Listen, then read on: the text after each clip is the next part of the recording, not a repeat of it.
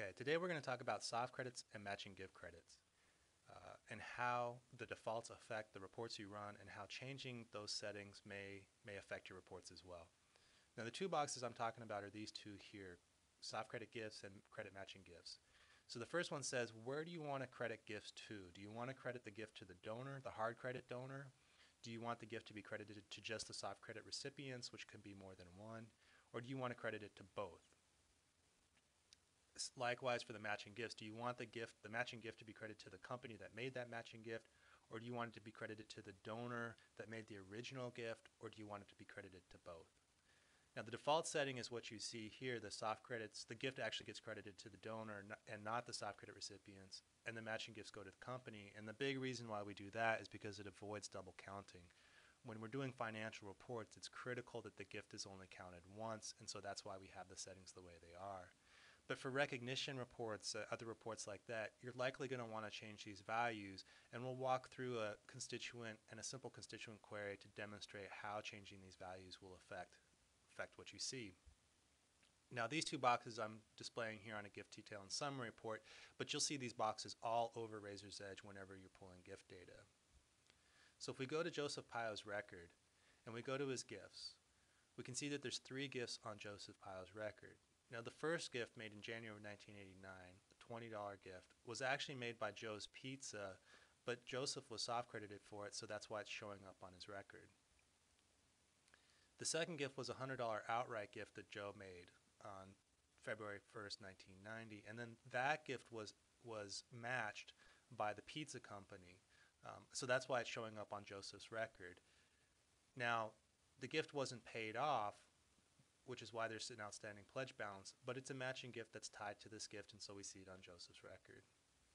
So if we go to this constituent query that I set up, and all I've asked is just give me constituents that are related to these 3 gift IDs, which are the 3 that we just took a look at.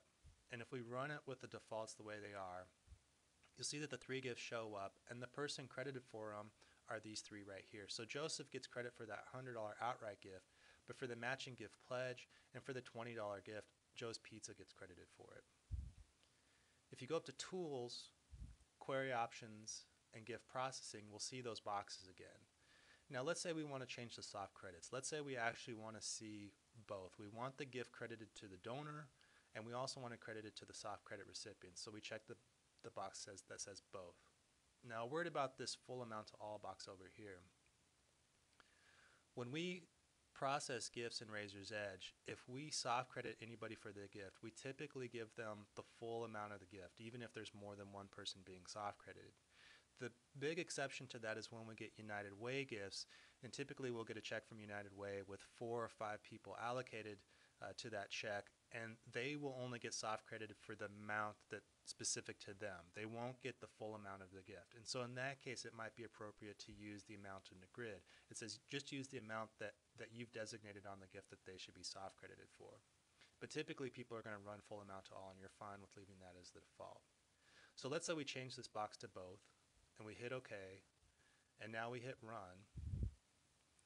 You can see that that $20 gift that came from Joe's Pizza is also reflecting Joseph Pio because he was soft credited for it. Now the gift shows up twice, and we can tell that because of the gift ID.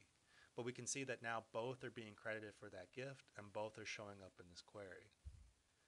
Likewise, if we go back up to Tools and Query Options, Gift Processing, now let's see what happens when we change the matching gifts information. Let's say we don't want to see the company and we don't want to see both. We just want to see the original donor. We just want that matching gift to go to the original donor.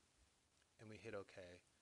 What you're going to see happen is this matching gift pledge, which is now credited to Joe's Pizza, will now become credited to Joseph Pio. So if we hit Run, we can see now that that gift changed from the matching gift company to the donor, and now Joseph Pio is credited for this gift. Again, these boxes are extremely important that you understand what they're doing when you're running gift reports or pulling information about a donor's history. And you need to understand what happens when you change these values. And this is what soft credits and matching gifts do in Razor's Edge.